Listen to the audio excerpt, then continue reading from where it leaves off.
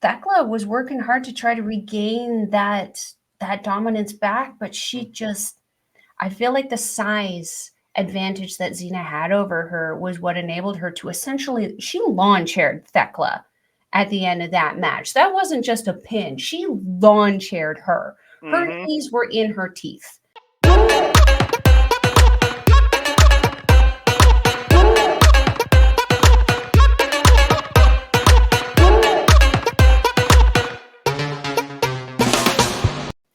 Hello, ladies and gentlemen. Welcome to Stardom Review. I am your co-host Andre C. Right over here, my co-host Melball. How you doing, Melball? Almost forgot what show we were filming. That's how it's going here at Andre and Melball's Wrestling Talk today. Oh, what a fun start to the show. I'm doing great, Andre. We just filmed an awesome episode of Chop Talk, took in some amazing wrestling from the local scene later in the week to, I guess, this week. Yeah, Andre, how are you? I'm doing absolutely phenomenal. Yeah, we're on show 2 of the recording day out of 2. We're not doing another one because it's almost 9:30 at night when we're starting this one. So, and I've had a long day. So, but we are here to talk some Stardom, which, man, the Cinderella Tournament has been absolutely tremendous. Hot diggity dang. Hot diggity. Dang. It has been an incredible tournament. Oh man, these are the quarterfinals we're getting into, second rounds, third round. Yeah, like rounds because of like people getting double eliminations and some not double eliminations. Yeah, it was mixed rounds on the first show, and then it's all quarterfinals on the second show that we're going to talk about. But yeah, it very much, I've messed up again. And this is what we have come to know and love of Stardom Wrestling. Oh no, I messed up our graphics again. I did something stupid. I don't know what. Beautiful chaos. I messed it up on the last night, and I just have the wrong notes up. That's what it is. Everything's fine. Everything is hunky dory, ladies and gentlemen. I'm just crazy. That's all it is. Again, crazy. Beautiful chaos here on Andre and Melball's Wrestling Talk. Oh, today has been an awesome day. I was at the theater with my mom watching Pretty Woman, and it was amazing. And now I'm hanging out with another very pretty woman, and just getting to talk some awesome wrestling about some more very pretty women. So I cannot wait to get into this, and I think we're going to. We're going to kick it off. It's the April 1st show. It is Cinderella Tournament, second and third round matches. It's we kick it off the 6th. What the heck? We don't no. A tag team match. It is Queen's Quest, Azumi and Hina taking on Aya Sakura and Momo Kohgo. Aya Sakura is one of the new girls, right? From the brand new crop. Yeah. She had her first match against Giulia, I want to say last time we did our last time? Yes. You're correct. Okay. That opened the show. It was another opener. Yeah. So, yeah, it is her well, I don't think it's her second match now, but I know she's wrestled probably a couple since. But, yeah, we have brand new people. And I'll say this. Azumi and Momo, when they're in there together, they're so smooth. Like, just... Like, Momo's only been around for a couple years. Azumi's been around a lot longer. She started training very young. But, like, they seem to have this ability to just move together and like groove. I don't know how to say it, but it's very smooth, and I very much enjoyed those two working together. I have to agree. Yeah, Azumi especially was putting everybody through the kind of ringer in the first little bit of that. Aya was really working hard with Azumi, and coming into the company, like we can't expect her to keep up with the high-speed champion instantaneously. Man, that girl's been doing this again, as you mentioned, a hot minute. She's quick. She's good at what she does. Aya actually, though, very, very interesting karate-esque style to me. Very kicky, very punchy, very, almost very God's Eye. It's interesting to see that Hanako has kind of been embraced by God's Eye before I just because of that karate background that we see with Inaba and with Sohrei, but also with Mirai, who's kind of got that judo background also. But gosh, look how cute she is. She reminds me of Yvonne, doesn't she? Just so cute, like just happy to be here, pretty as all hell, Mhm. beating up the other girls. The only thing that I also had mentioned in here was Azumi has an amazing shotgun drop kick.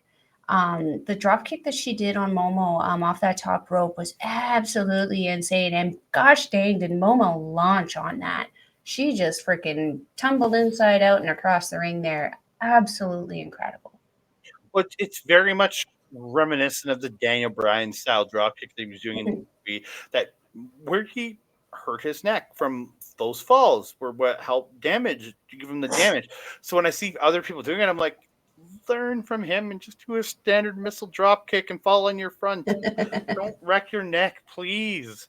But Azumi is absolutely incredible. Her style is so good. But in the end, Hina hits a beautiful judo throw. Those judo throws by Hina looking straight on point. And she hits what she calls the Rabuka, which is also known as a big ending in North America, and hit onto Aya Sakura and gets the win. Again, big old win for Hina here. I'm looking at this picture going, my goodness, how much does Hina look like Yuna Mizumori in that picture? Yeah, actually. That's kind of scary, but kind of awesome at the same time. I love it. It's like This was a fun scary. little opener. It's scary good. It's scary good. Yeah, but yeah, really fun opener. Like kick the show off, really get you warmed up to go in to the Cinderella Tournament. First of I think 6 matches on this show for the Cinderella Tournament, which these 6 matches set up the 4 matches in quarterfinals. Again, the Cinderella Tournament is a weird old mess with all the draws and people moving to multiple rounds, and it's just I don't know anymore. But I enjoy the hell of this tournament because every match is under 10 minutes, and that makes me happy. As does it me, because then I can use it as a warm up at the gym and make everyone around me be like, what the hell is she watching? Yeah, so we kick off the first of Cinderella Tournament matches with Miss Shoulder Boulders herself, Iida, taking on Mirai. These two, just early on, just smashing into each other and each trying to dominate the power game. Was so cool to watch because again, Iida is smaller than Mariah, but she's just jacked little girl, and you don't mess with somebody with those shoulder boulders, man. Oh No. no. Saida is almost like a tiny version of Otis. You wouldn't mess with Otis. You don't mess with Saida. She's going to step up to you and she's not going to back down. And that's exactly what we saw in this match was just Iida refusing to give up an inch to Mirai. It was absolutely incredible. Did you see that spine buster that Iida hit on Mirai? That thing was authoritative. That thing was, I'm going to say, arguably better than anyone that I've seen Triple H do. That was pretty clear. Still not quite Arn, but almost. almost. But like what I really love from this too is the smashing into it at the beginning, then the trading of the forearms back and forth, and then there's a point where they're both kneeling, just clotheslining each other, and then coming back up and clotheslining the other one, then coming back up and clotheslining the other one. That was really it's just that whole. I will not back down for you, and Mariah going, I am better than you, smashing down. It's like, I will not back down for you. And it was just that, I loved it. That spine buster was absolutely tremendous. But in the end, Mirai hits the Miramare shock, gets the win, and moves on to the quarterfinals. Absolutely tremendous. It was a hard-fought win for her, though.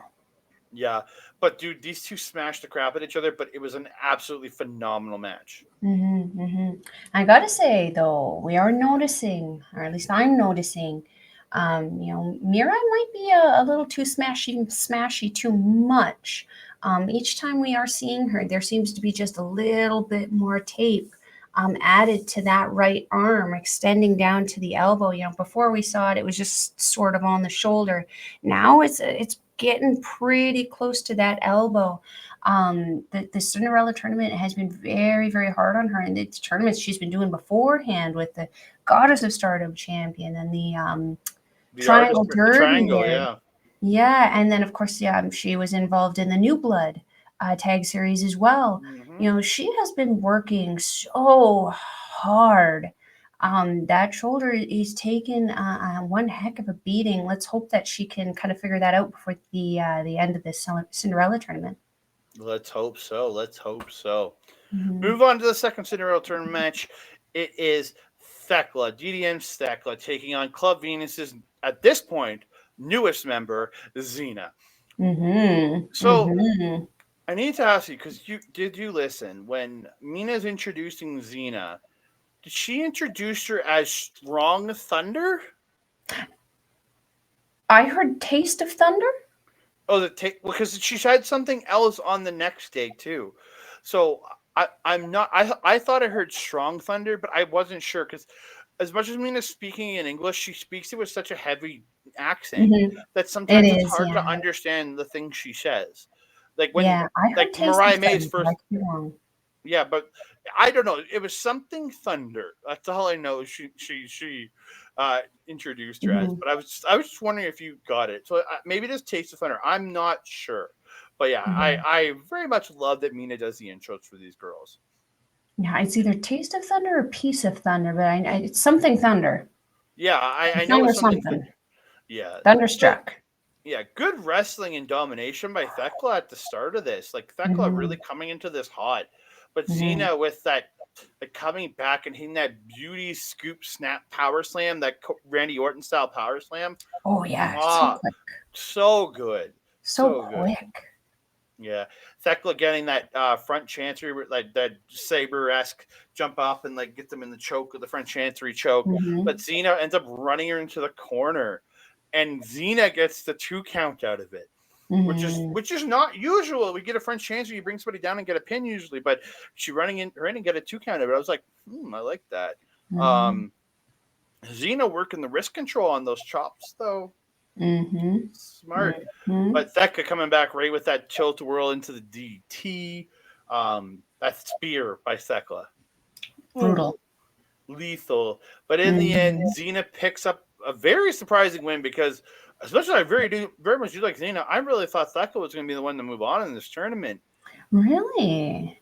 I'm very happy. Don't get me wrong, I'm very happy Xena moved on because I've become a very big fan of this girl very quickly. But the Thekla's been doing so well lately that I really thought this girl could have been a semifinalist in this tournament, and I was really surprised that she got knocked out here. Like, there has been some surprising knockouts in this tournament. Don't get me wrong. Yeah. But yeah, she hit her with the Thunderstruck, which is the off the shoulders into the double knee gut buster, and picks up a big win. I think a big win here for Xena. I agree. You know the love that I have for Thekla, like everything that she does, I want to emulate. I've taken this hairstyle. I've tried to take her swagger. I'm trying to get those shoulders. Everything about her I love. But when I saw these two get in the ring across from each other, I went, holy heckin' crap. Does Thekla give up a lot of size to Xena? And then it's not to say that Xena's a big girl. She's voluptuous, yes. But like Thekla's tiny. Like Thekla's knee tiny, like 5'3" below average human size. And Xena is an average size. So like Thekla did give up a lot of size. And as much as I love Thekla, as soon as I did see them kind of get in the ring together, I was like, shit.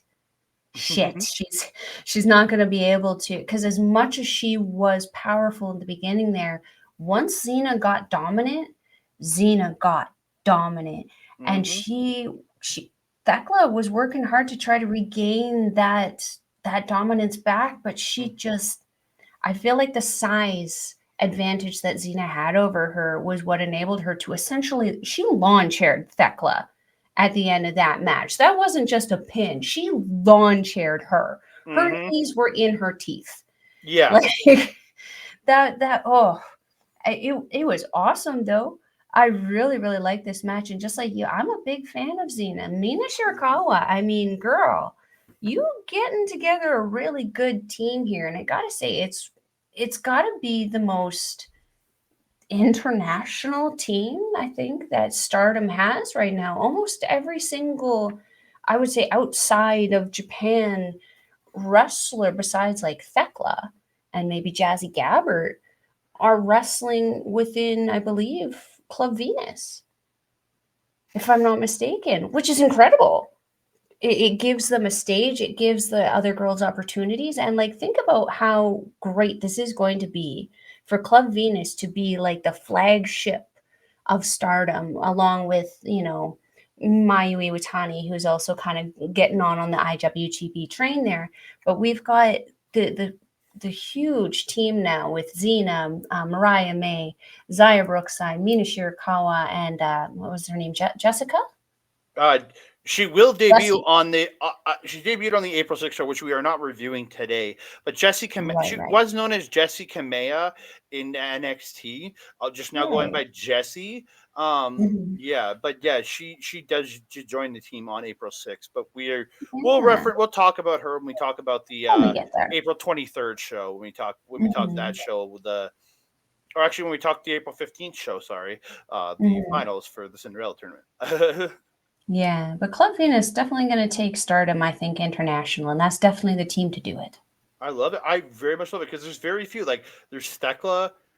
You can consider Giulia, I guess, because she's half Italian, Mm. but she is Japanese, so she is half Japanese. Well, and But there's Jazzy Gabbert too. Jazzy Gabbert from the Neo Stardom Army. she's adopted Japanese. But yeah, there's not very many of. I mean, most of the foreigners. Club Venus is picking them up, and I'm very much enjoying that. I'm very much love Mm-hmm. seeing these girls work together. And speaking of Club Venus, we got Mariah May. Mm-hmm. Taking on the lady. My Sakurai. So you got Mai versus May. May versus Mai versus May. That's not Yeah. confusing. May right out of the gate in this match just runs and just boots Mai right in the face, just boom, Mm-hmm. and then just Mm-hmm. unloads with chops in the corner, and then goes into a beautiful spinning sidewalk slam. Mm-hmm. Mm-hmm. Mm-hmm. Yeah, she's got the size of it, and like Maya's not a small girl. She's pretty. She's got some height, but May is bigger. Like, and you can see she is stockier too. She's got some more Mm-hmm. size on her, and she used it in this match. Mm-hmm. Yeah. Mm-hmm. Them kicks. Holy dang. Mariah May. So good at those kicks. So Mm-hmm. good. And I gotta say, when usually, I've mentioned before with like people like Nane, where sometimes the yelling and screaming and the whoop-de whooping is a little too much. It's a little too loud, a little distracting. Mariah May, every noise that she makes, though, sometimes it makes me giggle. It's appropriate to the situation. So like there's been times where someone's been like really throwing her up and she'll just be like, "Ah!" And it adds It so fits. much to it Yeah, it because fits. sometimes people are just silent and it's just like, but then you have someone like locally speaking, I'm not always a fan of it, but you have Harlan Abbott who when he's doing the same thing, he'll go, "Oh shit." It adds to the entertainment value of it because it takes something that would just be like someone going ooh to someone going ooh ah ha ha nah Mhm. nah. So like I really enjoyed how she did that. The fighting on the apron though really had me concerned. Um, they seem to be dropping each other quite a bit on the apron, and then of course with the Cinderella tournament, the elimination over the top rope. Looked like Club Venus was ready to catch Mariah May when and if she fell. But they missed her. Yeah, I mean, the light. Maybe it was all the bling on her outfit just Blinded got in them. her eyes. Mm. Like I'll give it. There's a really cool spot with when Mai got May in position for that inverted DDT, and then Mhm. May steps up the ropes and flips backwards over, and then hits a beautiful German suplex from it, and then Yes. goes up and hits that diving like drop double the diving drop kick. Mhm, Ah, mhm. It was just a great little sequence that I really did enjoy. So good. Yeah, but at the end of the match, they were fighting on the apron.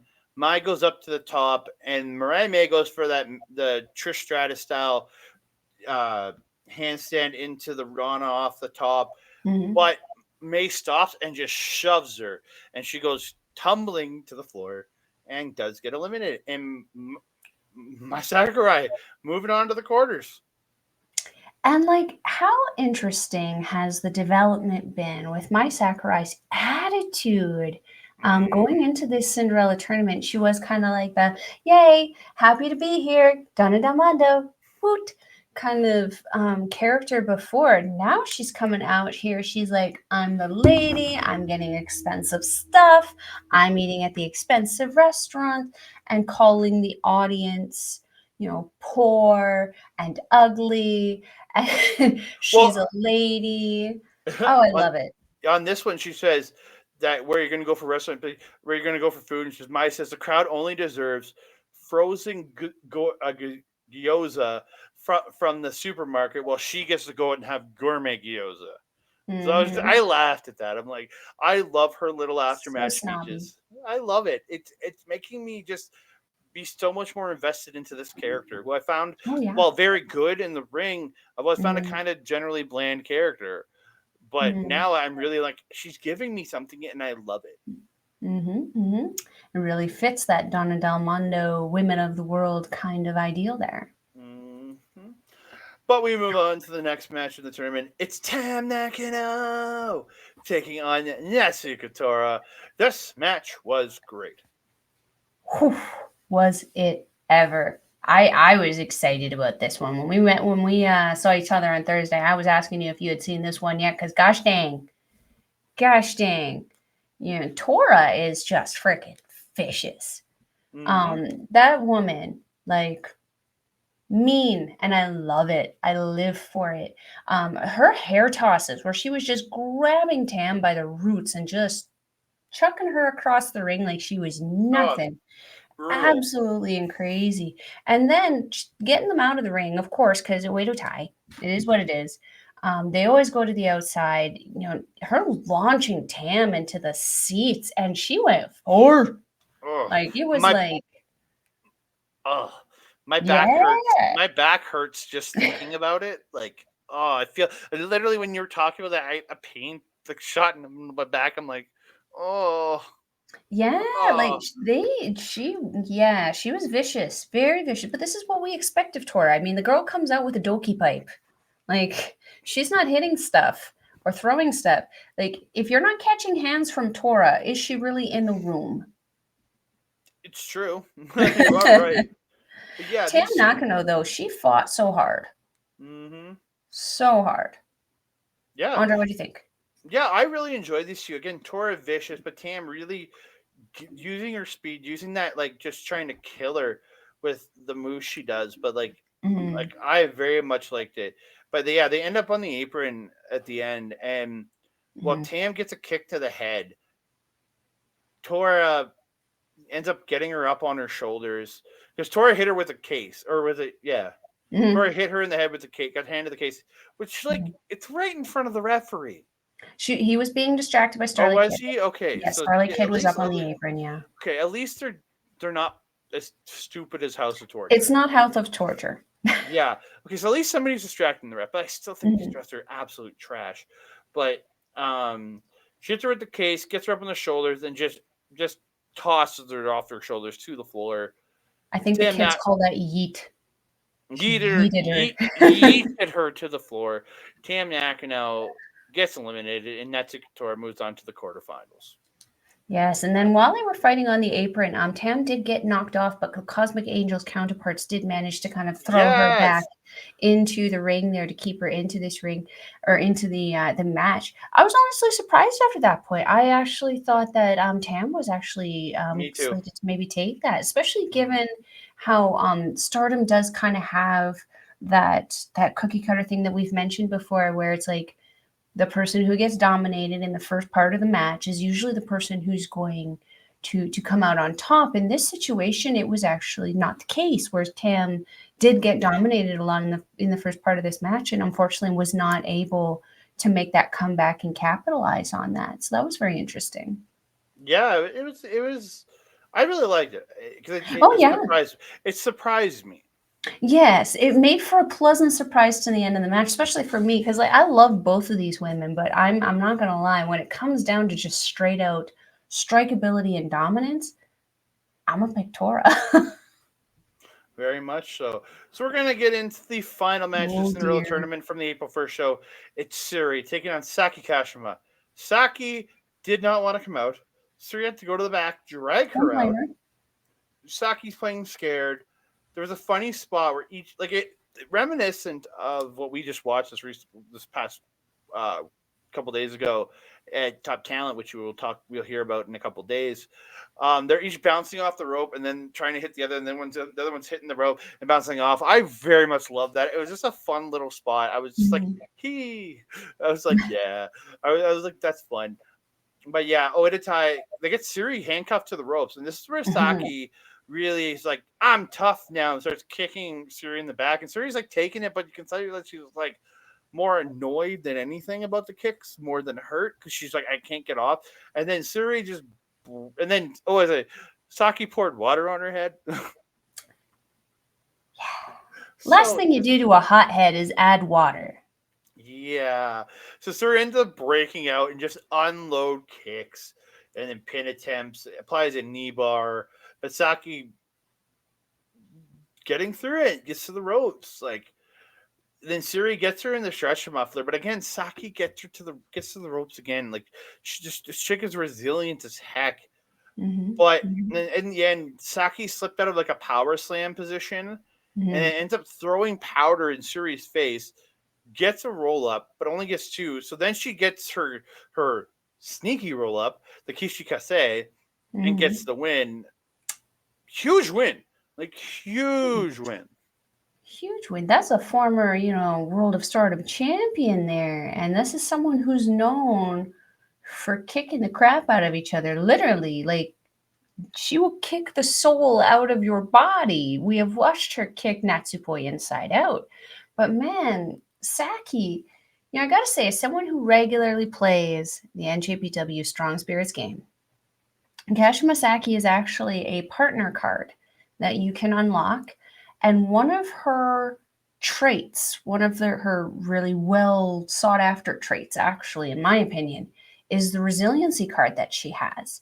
And it allows you to come back and build up your defense insanely, like 70%. Like if you're getting your shit wrecked. So it's like, it's obviously something that she has made work for her over the years, and we've spoken about it extensively in the past when we talk about her ability to just seemingly survive everything. Like it's absolutely insane.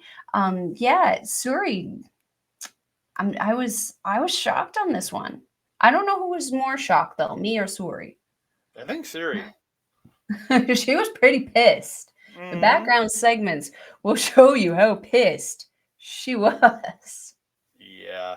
But again, I really liked, again, we're seeing underdogs go through it. I really like that. I'm liking seeing these girls move on. They didn't expect to move on. I'm really enjoying it.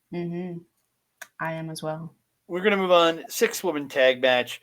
It's Donna Del Mundo's Giulia, Himeka, and Maika taking on a multi-faction team of God's Eyes, Ami Sohrei, Queen's Quest, Lady C, and Power Passion Pineapples, Yuna Mizumori.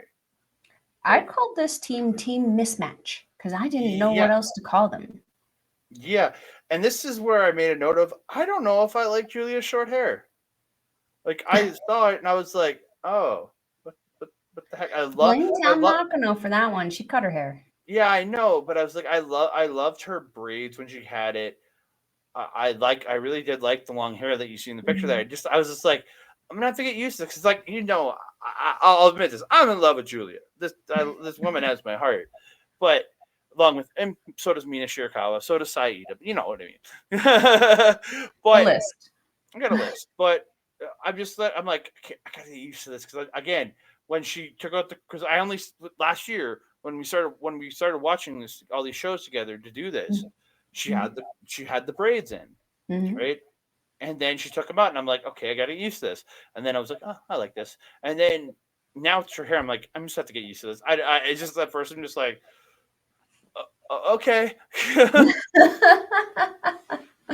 Yeah. It's a different do. It's a different do, but it's something that I think we both know about Giulia, and it's something that I think we both like about Giulia is that Mhm. she is just known for being a chameleon in this business. She changes her look pretty much like she changes her panties. And, I'm not mad about it. It really does add to her character. It adds to the charm of her. And it does add to an excitement factor of what is she going to look like this time. Whereas, like, you know how much I love Micah, but she's been wearing the same gear for a hot minute. Same with Himeka. Himeka is retiring, So, obviously. yeah, Let that go. But, like, I'd like to see Micah wear a little something different. I think you're good. I think after April 23rd, when Micah and Himeka face off, it could be on that show, but I think you're gonna see Micah come out with like not completely drastically change her look, but I think new Mhm, gear, new kind of look. mhm. That's kind of signify this is the beginning of a new 100%. chapter. Like I'm going singles and moving on, Mhm. unless they bring Lady C in, which I'm still goddamn hoping for Lady C to defect. You never know at this point. You never know. Yeah, but great. I thought great 6-woman tag here. Like just 100%. just seeing Omni and Lady C and Yuna working together the way they did, it was like it was really good to see them work together in there. Mhm. Mhm, mhm. I actually really felt there was definitely a story kind of building there between Giulia and Yuna Mizumori. Giulia really laying into Hmm. Yuna, especially in the first part of their kind of time in the beginning there, and again at the end of the match there, having a little bit of a dissatisfaction, we'll say, conversation between the two of them. But man, is it really apparent to me why Giulia is the champion? I mean, she again has this amazing shotgun drop kick that she can just pull out of nowhere, and she dropped that on Ami Sohrei and again kicked her right across the ring. Um, the one spot that I absolutely found hilarious was Yuna Mizumori picking up Ami and trying to do that like little face buster, like I don't know, the Hmm. glam slam or whatever on with Ami on to I think it was Giulia. Yeah, But Giulia had the presence of mind to move out of the way, so Ami just ate shit. Ami was And pissed. oh yeah, and then right after, Micah and Himeka obviously saw what was going on. They kind of run in and followed with a double stomps on Hmm. both Ami and Yuna after they both ate shit. And Yep. then Giulia, it was a funny little kind of spot for me. Even though it kind of not work well for Ami and Yuna, I thought it was a fun little thing to do that was unique to just kind of pull out of nowhere, especially for a team that, again, it just kind of seems very mismatched. Yeah. Again, for a mismatched team, they actually did pretty well, in my opinion. Yeah. But yeah, in the end, though, Micah hitting that kata ha.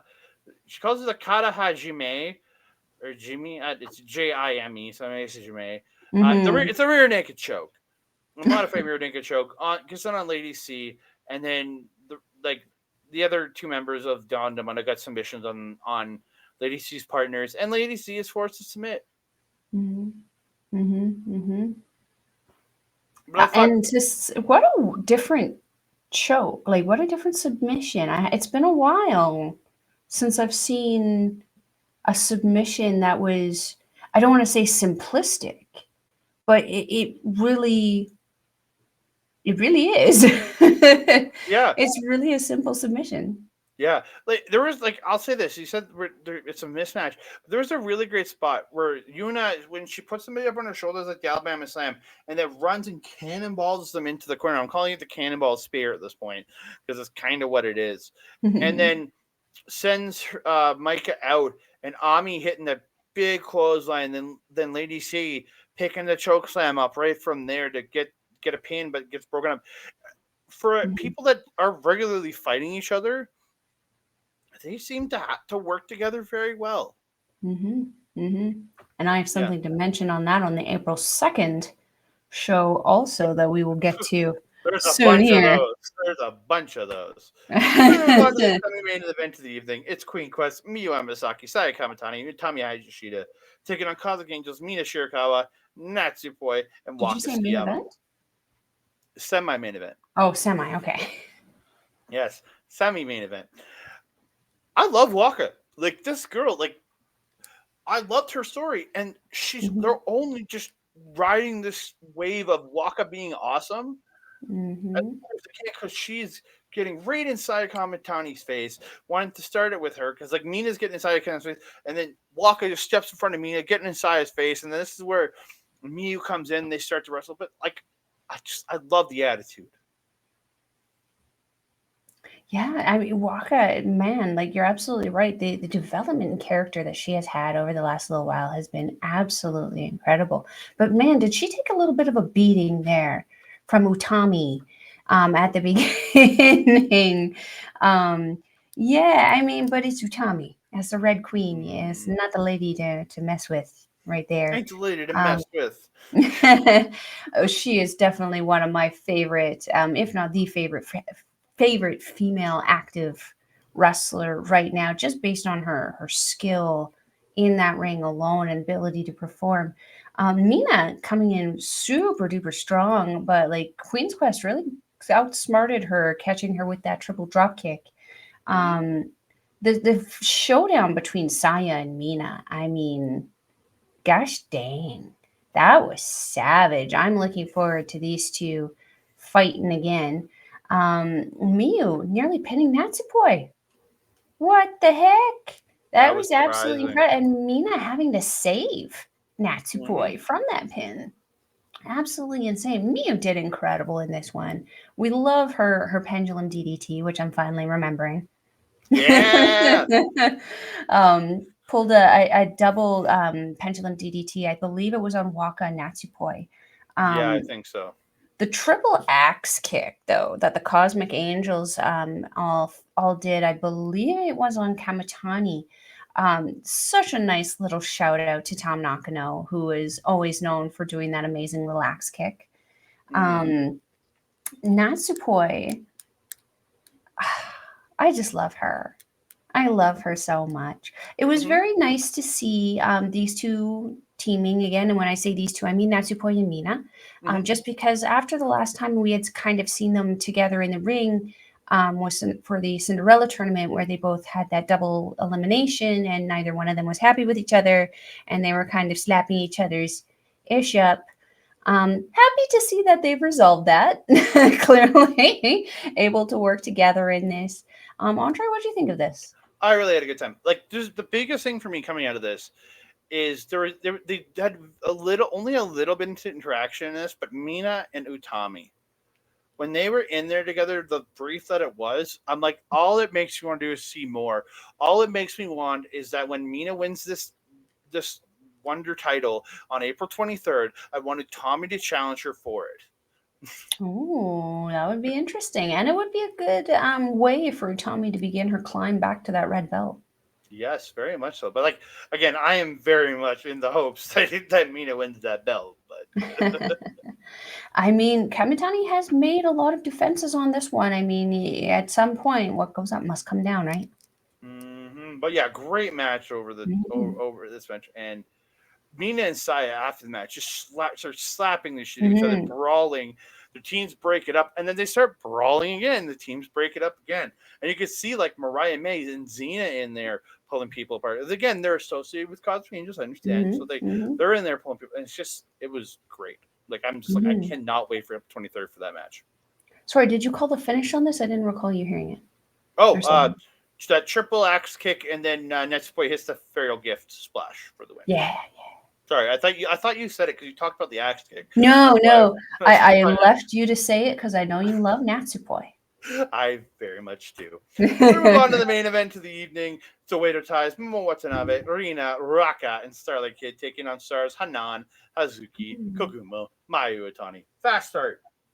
Hazuki, Starlight Kid just going at it. They love that. I love when these two start a match because they're just killing each other. In it, like there's some really fun spots in this. Mayu hitting a German, then Momo comes right back with a tiger suplex, and then they both get up and like dual kick each other in the head. I'm like, yes, give me more. It just, I love it, man. There was a great spot. Starlight Kid hit a 619 to Mayu in the ropes, while Momo kicks Mayu in the back of the head. Yeah, perfection. yes. Like so good.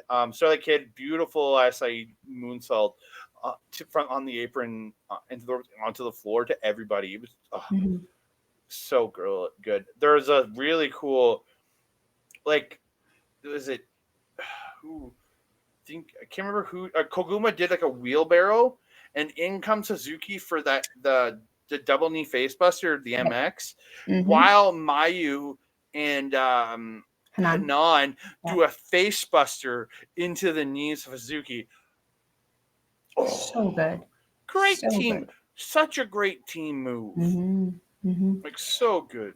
I mean, both of these teams work so well together to come up with these just fun, crazy, unique moves that just flow into one another. And it creates such an amazing variety for us as the fans to watch.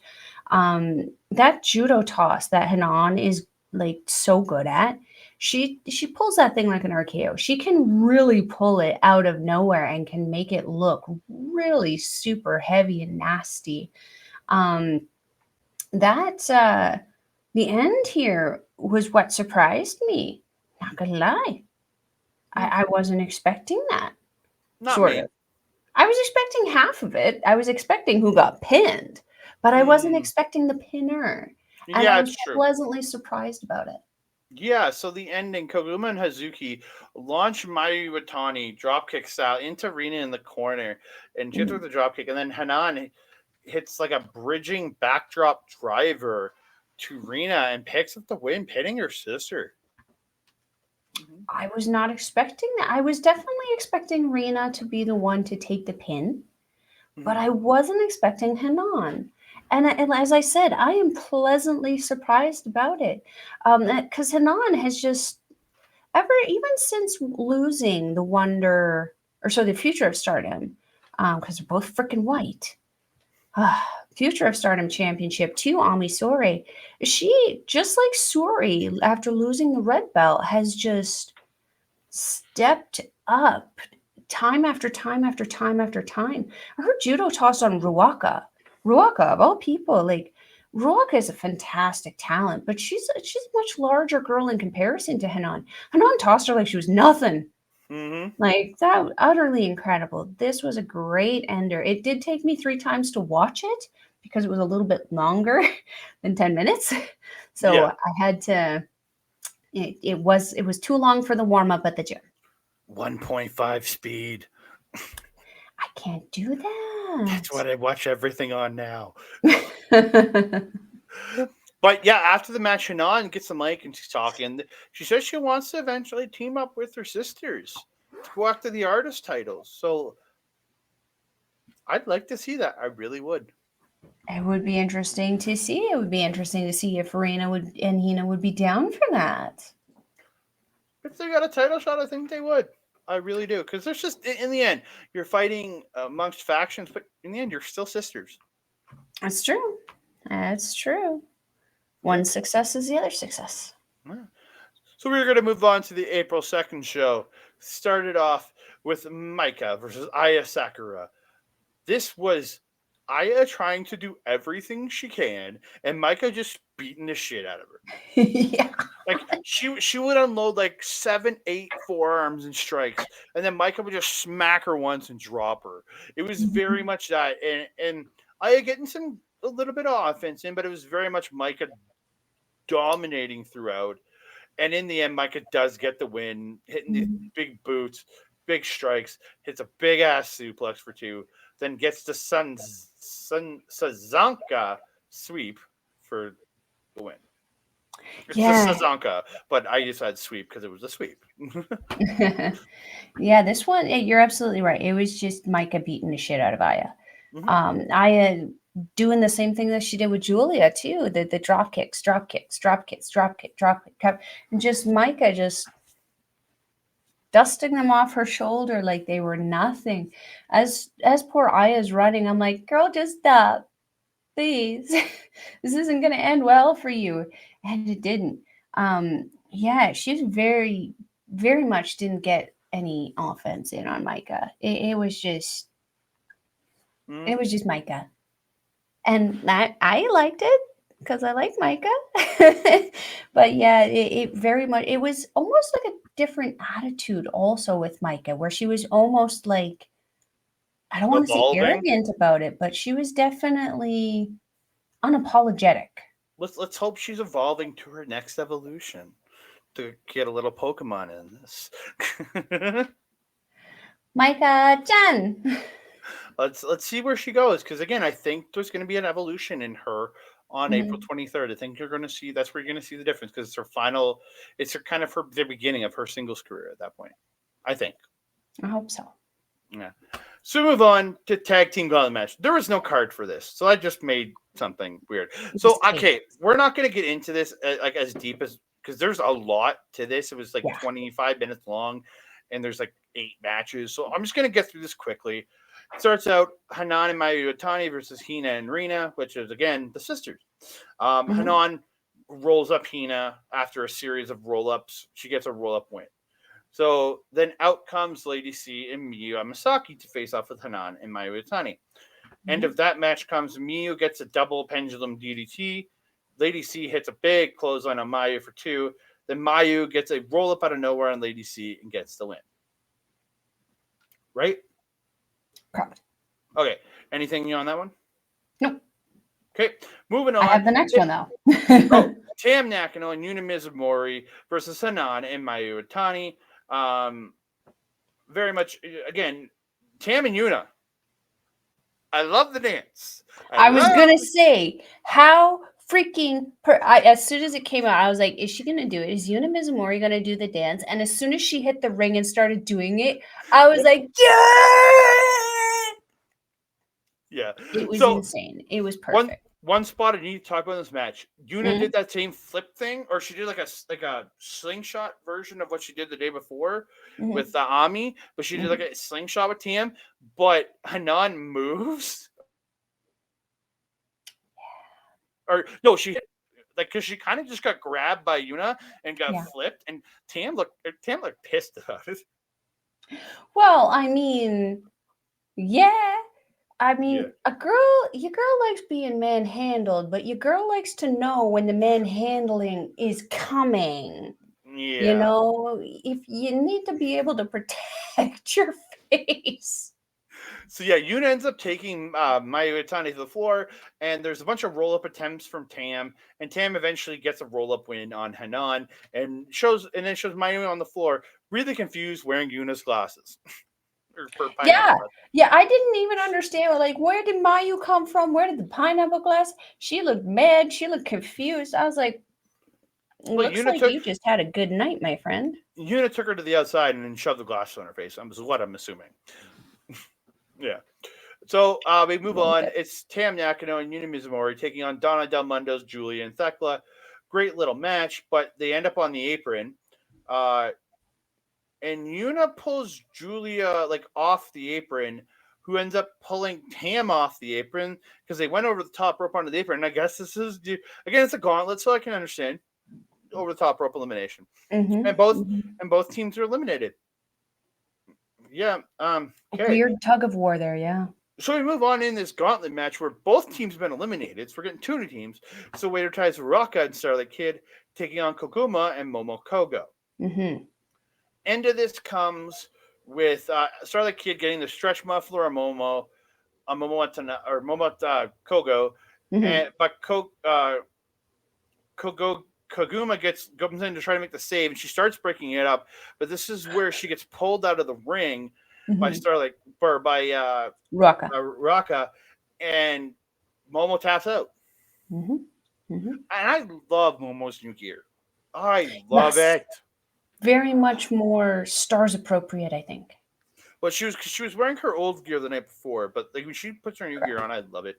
And so out comes Club Venus's Mina Shirakawa, Mariah May. Again, beautiful dance. Just like I gotta give it up to them too.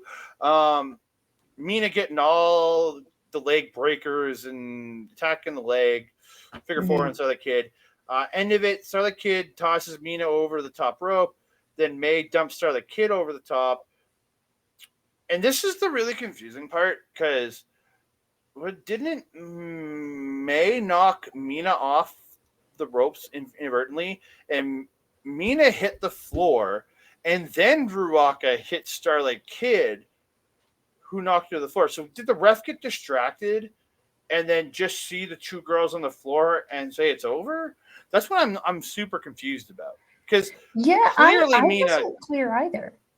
Because clearly Mina was eliminated a good few seconds before Starlight Kid. So maybe this was one of those situations because I didn't see it, but the camera angle wasn't very good to see. But it is possible that maybe one of the other Oedo Tai members was distracting the ref in that time, and when he did turn around, he just saw them both and went, "Well, you're both done." Yeah, but like this one also, very confusing to me. I wasn't quite sure on how this one was supposed to end. So we get the finals of the Gauntlet match with two new teams. It's Hanako and Syuri taking on Hazuki and Miss Shoulder Boulders herself, Iida. In the end, Syuri gets a sweep and gets the Bayako, which is the stretch muffler, which steps over into it's like a Boston Crab stretch muffler kind of deal. It's a freaky deaky thing is what it is. She gets it on Iida, who's bending in every kind of way. And Iida just taps out. So the winners of the Gauntlet match, only wrestling one match in the entire Gauntlet match, only wrestling one team in the entire Gauntlet match, is Hanako and Syuri. And I mean, arguably both those teams, I mean, we would have been saying the same thing regardless of 100%. Who won. But interesting to note that Hanako, again, new member to Stardom, seemingly member to, I would say, mentoree, student to the teacher of Syuri. Studentia, yeah. And picking up a win with Syuri. I find that very, very interesting. But this thing was all kinds of chaos. All kinds of chaos. All kinds of chaos. It's Kane. Yeah, but I absolutely had a great time watching this match. It was fun chaos. Yeah, for me it was only like 16, 17 minutes because I watched it at 1.5 speed, but it was really good. It's just great. Just imagine the chaos you watch sped up, and that's what I watched. It was great though, so good. So we're gonna move on. It's Saki Kashima taking on Waka Tsukiyama. Cinderella Tournament quarterfinal match. I didn't think Waka was going to get this far. Nothing against her, but I'm so happy she is because I love the story they're telling with this girl. Going from can't win a match forever to finally getting her first win against Nane to now potentially going to the finals of this dang tournament. I love this. Like Saka shakes Waka's hand, and Waka kind of bows in it, and then Saki just up kicks her in the face. Oedo Tai. I mean, but you gotta do what you gotta do, and Waka's on a roll. Yeah, great seated abdominal stretch by Saki Kashima too. But Waka does struggle, makes the ropes. Saki ends up kicking the post when they're on the apron. She goes to kick Waka, and she ends up kicking the gosh darn post. Yeah. Oh, that did not look good. Probably didn't feel good either. But in the end, Waka gets that roll, like it's like a rolling tiger suplex. So it's not a full tiger suplex. She grabs and like rolls back into a tiger suplex and then flips on top, gets the stack pin, gets the win. It seems to be her finish now. Is the rolling tiger suplex into the stack A pin? little sneaky pin. Sneaky pin on the sneaky lady. And like, how shocked and pissed at the same time was Saki after that? Holy hot damn. Oh, darn. That spinning backhand though that Saki nailed on Waka. Waka was feeling for the rest of the match. That poor girl. You can even see part of her jaw looked a little swollen after that little schmackadoo there. But yeah, Waka pulling up her own little, she out sneaked the sneak. Yeah. And then after the match, Saki gives her a hug and they kind of bow, and then Saki up kicks her in the face again. As We can Waka's only bowing. be so good for so long, Andre. It's Kashima Saki. But I thought it was great. It's just it plays to her character. She gave her respect, and it's like fuck you, kicks you in the face. Because you know in your little black heart and soul there that she was happy. She does not have a She'd black been trying to recruit Waka for months now. Very true. Very true. But we move on. It's Mirai versus Xena. Love the red and black gear from Xena. Yes, that was actually one of my first notes. I really, really like that gear on her. It looked super good. I mean, her gold and black gear is just as good, but that red gear. Well, the black and gold gear, I when she's wearing that, I get Tessa Blanchard vibes, like just in the look and how she looks. I could see that. Yeah, I could see that. Nothing wrong with it. No, not at all. But just it gives me that look. But the red and black gear, it's a different look. It changes it up, and I very much like that.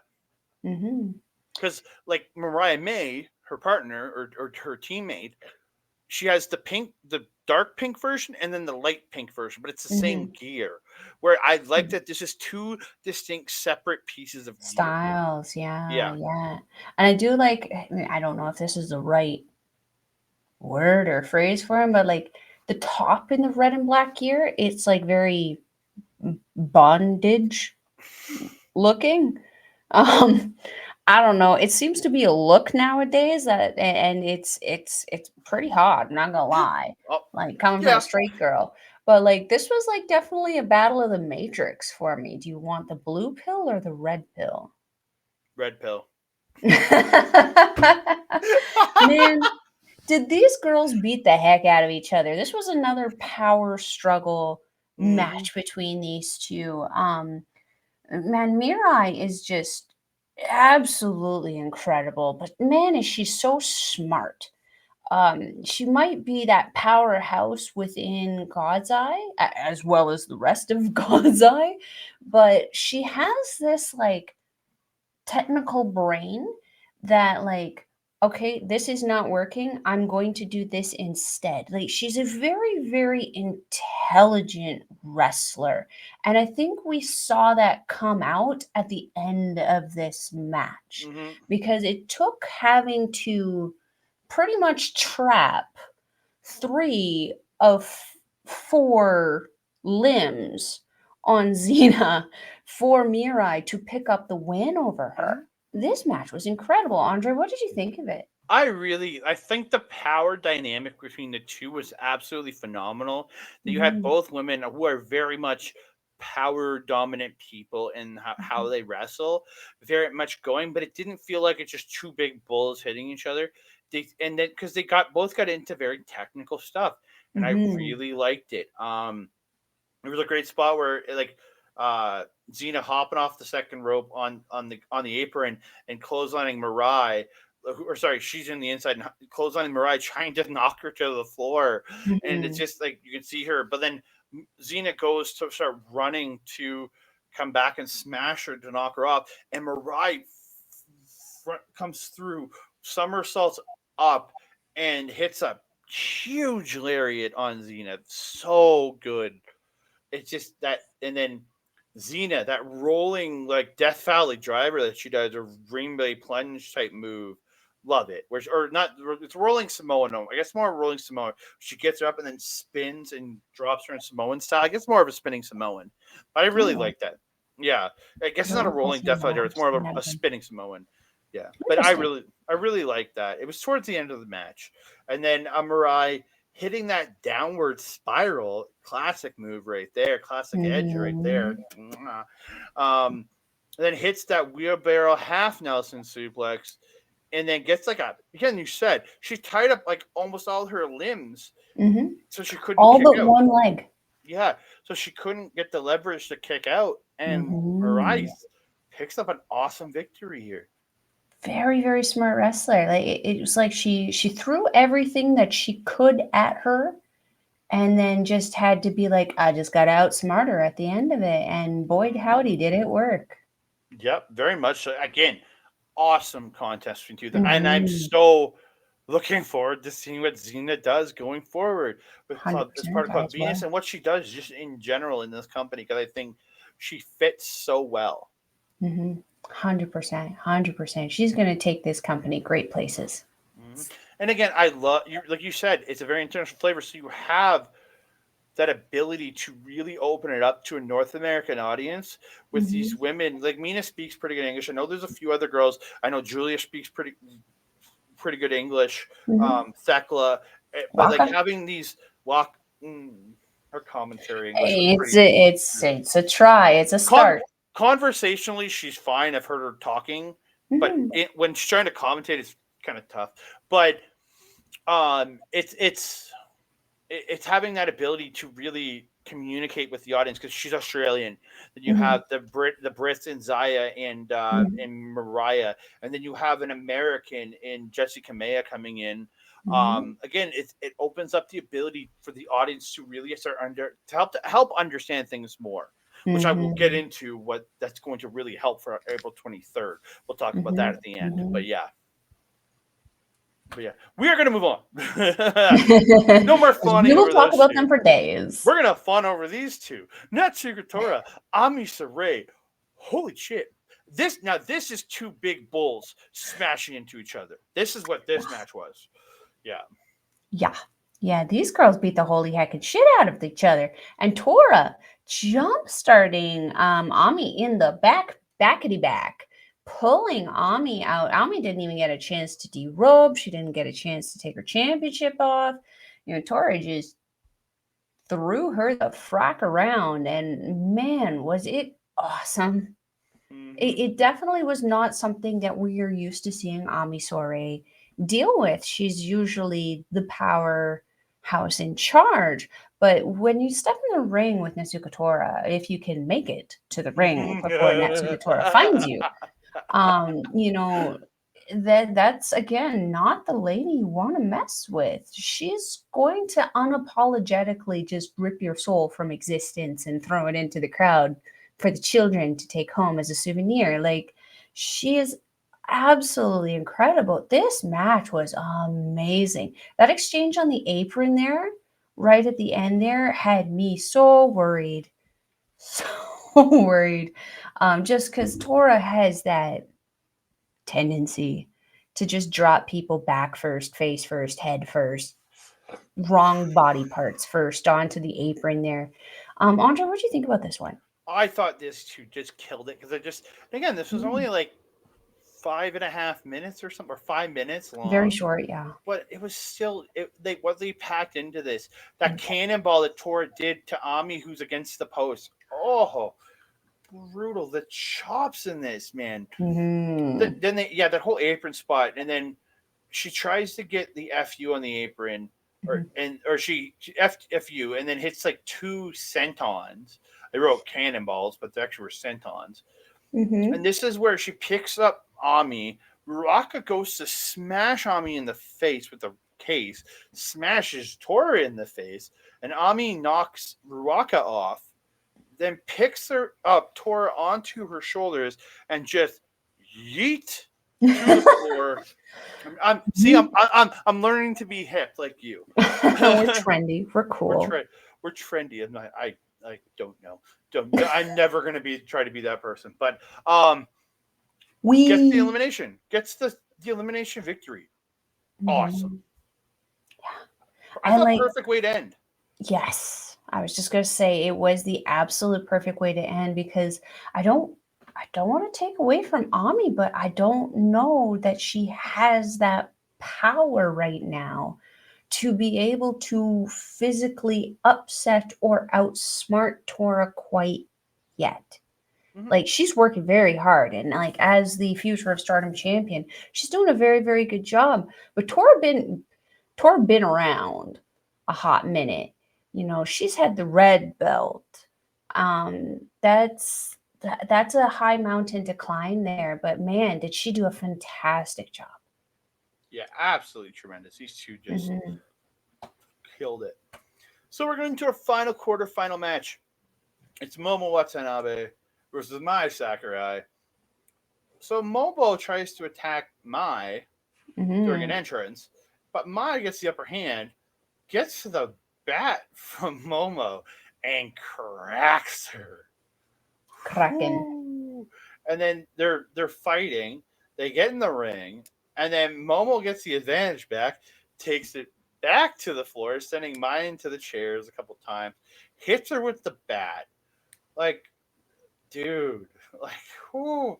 Then Momo gets it back in the ring. She ends up getting like a rear naked choke, then just lets her go and just buzzsaw kicks her in the head, like Yajiri style buzzsaw. I love seeing these girls do buzzsaw kicks. They look so good. It's one of my favorite kicks in professional wrestling. But they both go over the top to the apron. Momo goes for a dude buster, but Mai reverses it, gets out, and hits, and then Momo ends up hitting a Meteora onto the apron, and then Mai just takes Momo and shoves her off, sending her to the floor. Like, an insanely unexpected victory with what just happened. Yeah, like, what a night. And like, Momo had her soul snatchers out in full force. We saw Mai Sakurai's soul exit and re-enter her body several times, especially that second time after they got back into the ring there. Man, Momo's kicks, they're so quick. So just the sequential ability that she has to just hit them just one right after the other is absolutely crazy. Her talent is just so insane. And she's also one of Astrid's personal favorites. Yeah. So, Momo, you got a natural fan there. Yep. But again, absolutely awesome. These two killed it. So Mai gets the mic, and I have to shout out because her promos have been actually really cool. She says she buried the rotten peach and made it to the final four because she's Peach Thunder, right? Or something. Yeah. So I love that she said she buried the rotten peach or black peach. I don't know, but one of her moves is Peach Thunder. But the fact that she called her a rotten peach, so good. Whoever is like coming up, I don't know if it's her coming up with it or if they have. I don't know if they have writers. I don't know. Like, again, it's professional wrestling. There's been writers for so many years. I don't know what companies do scripted promos, what don't. But dude, this was perfect. I mean, their partnership with NJBW lets maybe think that maybe Gato might have something to do with it. I'm hoping it's bullet points, and she just kind of like, this is what you're supposed to say, and then comes up. I'm really hoping she came up with that rotten peach line because it was just perfect. Perfection. I thought, and then she says, "There's lots of ugly men here." Yeah, I mean, do your thing, girl. Do your thing. I absolutely love her, man. I think she's been doing absolutely tremendous, man. I agree. I've enjoyed this evolution into the lady persona. Yeah, the lady Mai Sakurai is awesome. The lady. So we're going to move on to the semi-main event of this show. It's semi.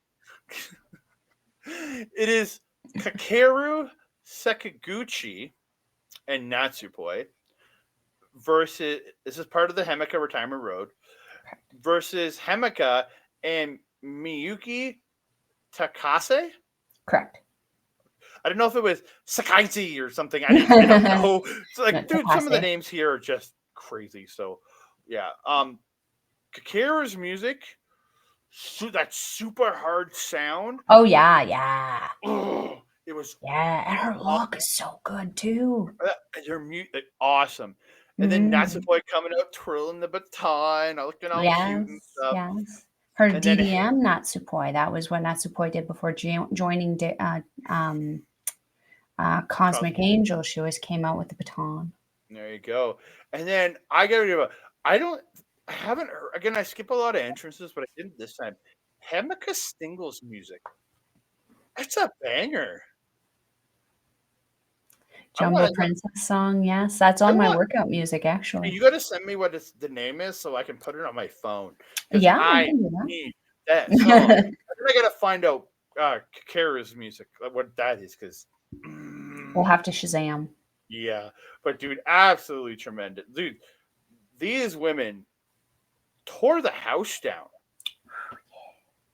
Hoo-wee. Like, there's a beautiful spot. Kakeru hit a flying armbar onto Miyuki, and takes her down with a flying armbar. But like, and then Miyuki gets up, stacks, lifts her up, and just power bombs the shit out of her to get out of the armbar. Wow. Like, Yeah. who are these two? Who are these two girls? I want more. I don't know. I know as much as you do, but I'm as equally impressed about them as you are. I want more of these two. They are absolutely tremendous. Kakeru and Nat with those simultaneous dives to the floor on opposite sides of the ring. Yes. I was just like, yes, I'm living for this. This is awesome. Great superplex. So when Miyuki went to superplex Kakeru, I really thought they were going to hit the Olivia Newton bomb there. That power, like, I really thought that, but then I thought they were going to do the Micah and Himeka move, but they didn't. And I was like, oh, I kind of got a little bit disappointed about that. I was literally, when she was sitting up, I'm like, and you see Himeka start to get up, I'm like, and they hit the Olivia Newton bomb, and then she hits the suplex, and I'm like, delete. I'm like, dang it! I thought I could call the move beforehand. No. But yeah, absolutely tremendous. Beautiful KOD by Himeka to Kakeru.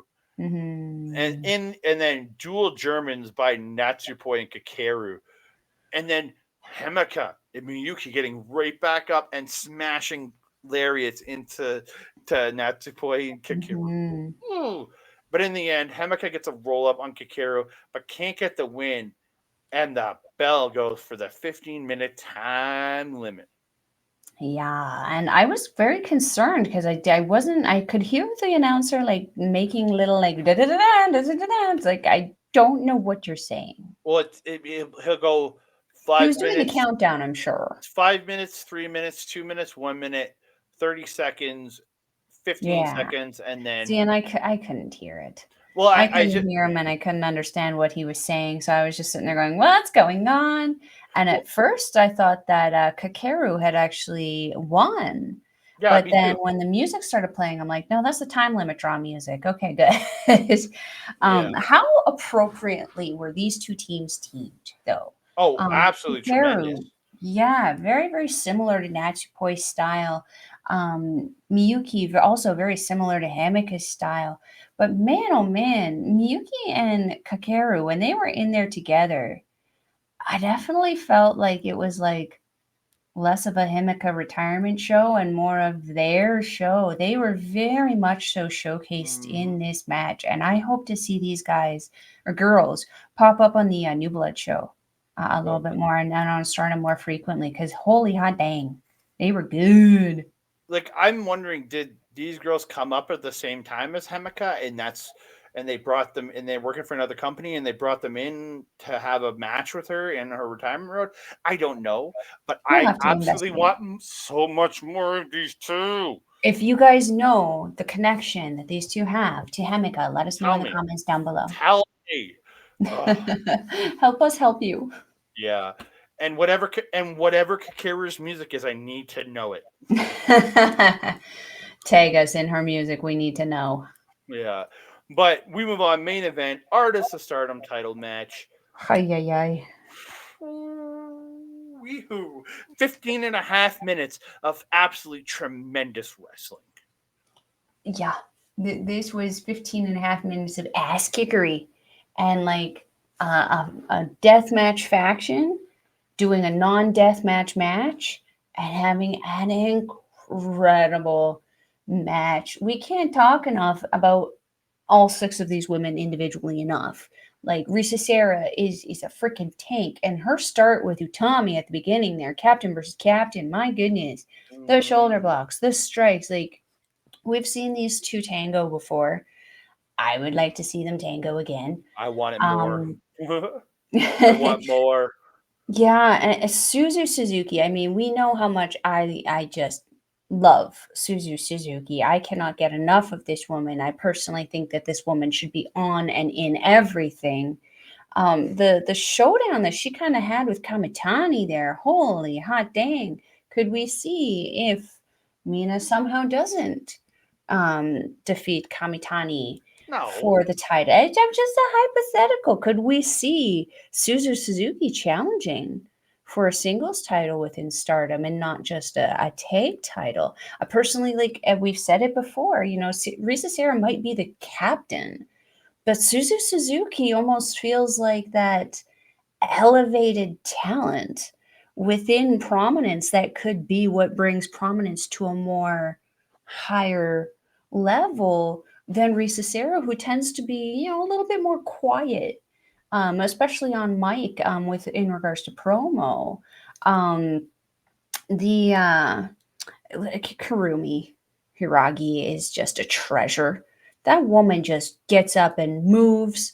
It doesn't matter what you do to her or how you throw her, where you throw her, how she lands. She's going to get back up and she's going to make you regret getting back up with her. She's just an absolute tank. She's so fast, so spry, so flexible. I just can't say enough great things about her. Andre, what do you think of this? My first 12 minutes, I'm pissed at Izumi. Why? She took away my nasty plex. Suzu set up for the nasty plex. Okay, this is where Suzu sets somebody up for the ropes and runs, slides, and Germans them down. We call it the nasty plex because our boy Nasty Nate Nixon does it. He does indeed. So we always refer to this as nasty plex. Izumi cut her off while she was going to do it. She did, yes. How dare you? I was so pissed. But dude, this match, when Utami went for that hijack bomb and Risa Sera turned it into a poison freaking Rana. Mm-hmm. Oh, I thought she killed Utami on that. Utami probably thought she killed Utami. That was so good. Mm-hmm. Hiragi, the speed that this woman has, it's Samoa Joe in his prime levels. Mm-hmm. Is that she moves so fast and smashes you like she hit this. Okay, so Izumi was hit like a wheelbarrow into a La Mystica on Hiragi, and then turns it into a Rings of Saturn. But Hiragi gets up with Izumi pulling her arms back, and then flips her again, flips her one more time, and then dominates her. It's a sit out dominator. By God. By God. By God. If it was JR was on the call, that's what he would be yelling right there. But dude, like, so good. Like, all of these women, just absolutely phenomenal. I want to see Suzu versus Utami. I want to see Hiragi challenge for the high speed title because I think she can. You know what? I would love to see that. Because why couldn't she? I mean, she was clearly keeping up with Azumi. I look at their high speed title in a very similar sense as that I look at the X Division title. That it's not about the weight limit or anything. It's about a style, and I think Hiragi can, as big as she is, she's not quite as fast as Azumi, a Starlight Kid, but she is fast. She moves. She moves like it was a Husky Harris like move like a there was a I can't remember the description for Husky Harris when he was on NXT, but there were like the former the Bray Wyatt, who's Bray Wyatt now. He was like moved like a tank with a Ferrari engine. That's what Hiragi is. She moves so fast, but she's built like a brick shithouse, and it's awesome. It's true. It's true. So the end of this match, Hiragi hits the inverted dude buster. Then Risa and Suzu get the piggyback knees, but only get 2. So Suzuki hits the tequila shot on Utami, but can only get 2. So she hits the rolling German suplex, otherwise known as the rolling chaos theory, into the and then lands it with the bridge, gets the win. What a main event! Yeah, what a main event! And it's still not over because Prominence gets the mic. And I'm gonna skip a bunch of stuff here to get to the big points. Suzuki says Prominence wants to defend the titles at Yokohama. So who answers the challenge? Kairi. And did you see the attitude that Kairi was given by Queen's Quest upon their entry? She called the Queen's Quest, yes, but then the attitude she gave to Suzuki. I'm saying because Azumi shoved her. Actually, physically shoved her outside the ring, like, get the heck out of here. Yeah. And then when she's in the ring, she calls Suzu Rose, which I think is an old name of hers. It might be. I don't know. For maybe when she was younger in the business. I don't know. She's maybe it's her real name. Could be. And then it was, I'm sorry, Suzu Suzuki. And says Suzu Suzuki with such an air of attitude. So she said that Kairi says she wants a challenge, and she has 2 special partners ready. Brings out the first one. It's Natsuko. So, dude, already I'm excited. And then she brings out a mask lady. She takes off the mask, and I'm like, who the fuck is that? The same. I'm not familiar. Her name is Syuri Anu. Or Anu-san, as Suzuki called her at one point. I guess they have a history. It seems like Anu and Suzuki. She says, "I'm not the young liar." She's like, "I'm not the little kid" or something. She references that she's not the young person anymore. So that obviously they have a history somewhere there. So this is obviously building off Joshi history. I'm just not familiar with it, but I'm all in for this artist match, dude. That April 23rd Stardom show. Stacked. Ooh. Stack-a-jacked. I'm like, it's going to be a gooder. It's going to be insane. Like I'm insanely excited, and we are going to be reviewing it. Do not worry, ladies and gentlemen. We will be reviewing this show. That will come out in a couple weeks, or that'll be out next week. We'll have the finals of this Stardom tournament probably coming out early in the week. Then this will follow it midweek, and then we'll have some more New Japan later in the week. Because again, that's just how it's kind of going to line up. But holy moly! Like I've got the card here. I'm going to just quickly run it down, like very fast. Just some of the highlights. Giulia versus Tam Nakano for the world title. Awesome. Sai Kamitani losing the Wonder of Stardom title to Mina Shirakawa. Mercedes Moné versus Mayu Iwatani for the IWGP title. Chihiro Hashimoto versus Syuri. Holy crap. Prominence versus, I guess they're called Restart. And then you have 7-Up versus New Eras, which is Ami and Mirai. And then there's more, which is Himeka and Maika. Then there's more matches. There's the Club Venus 8-man match. The Club Venus and teaming up with Thekla for some reason. Taking on Oedo Tai. Like, what? Yes. It's listed as Club Venus's Mariah Xena. Oh, Waka is already fighting. And Jesse versus and with Thekla versus the Oedo Tai. Gato, fix it. Waka's not on this card as far as I know. So, but I guess they want to get Thekla on the card because I think Waka's Thekla's going to be good on for views, though. I mean, everyone loves Thekla. She's freaking awesome. I think we're getting Waka on the call with Chris Charlton because Chris Charlton is going to be announcing this show. Yay! Live English commentary for Stardom. And I'm guessing Waka. Commentary. And hopefully some English commentary I can understand, because the only other English commentary that I've had on Stardom was a gentleman who did very, very well, but he very obviously had a very thick Scottish accent. Stuart Fulton. Yeah, Melball cannot understand that one. I love that man. I love his commentary. I think he's absolutely tremendous because he is the lead English commentator for Pro Wrestling Noah. Oh. Yeah. Well, his accent is thick. Oh, it is. You have to learn his voice. And again, I've watched enough Noah that I've learned to hear certain words from him. Yeah. But with dude, 3 C's. Stardom going forward for the next couple of weeks, absolutely insane. We have the finals on April 15th, technically today for us because we're recording this on April 15th, but we are going to be watching this again later this week when it pops up in Stardom-World, and we'll be getting it to you next week. And then we'll also have the April 23rd show for you in that week because we want to get that one out within a few days too also. So this is going to be awesome.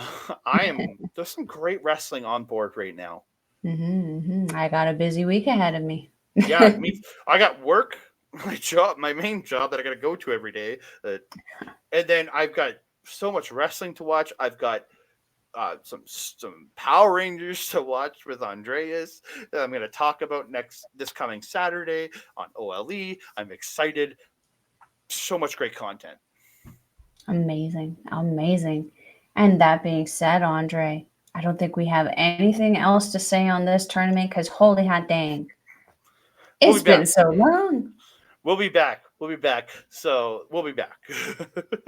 We'll be back. But I want to make some shout outs quickly before we go. I want to thank our friends over at Backbreaker Video, my boy, Mike the Ref, and all the other people that are associated with the channel, including us, and Mastrid, and Cody, and all the great people over at Backbreaker Media. I want to thank Mike, and especially Mike, so much. All the great support he's given me over the years, and the great support he's given us throughout our time with this podcast, simulcasting everything. You can check. Oh, I didn't change to his crap. I'm a bad man. You can check him out, youtube.com/@BackbreakerVideo, twitch.tv/Mike the Ref, where you can watch all his great gaming content and his live streams, his stream every Wednesday watching AEW Dynamite. And you can check out all the really plays his gaming stuff at youtube.com/@Backbreaker_gaming. And if you are watching us on Backbreaker Video, please give us a like, give the channel a subscription, give us a comment, but also please head over to, Mel's going to point it out, to Andre and Melball Wrestling Talk. There's ours. There we go. At youtube.com/Andre and Melball Wrestling Talk. Please go over to the channel, check it out. Please give us a like on the video, subscribe to the channel, and comment. We want to hear from you, whether you're on Backbreaker Video or you're on our channel. Comment. We want to know. Mike will let us know about the comments. We will check them out. We will respond to you. We want to hear from you because we love you all and we love talking to you. So thank you all so very, very much. And we also need some of the information because there's just some stuff we don't know. And that being said, my friend, if they're wanting to follow you on social media and check out any other of your shows, where can they find you? Social media is at That Canada Guy on Twitter, at That Canada Dude on Instagram, and at That Canada Guy on Mastodon and Hive. You'll be able to find me over on OLE this coming Saturday with my Power Rangers review with our boy, the humanoid freak Andreas, along with in a couple weeks.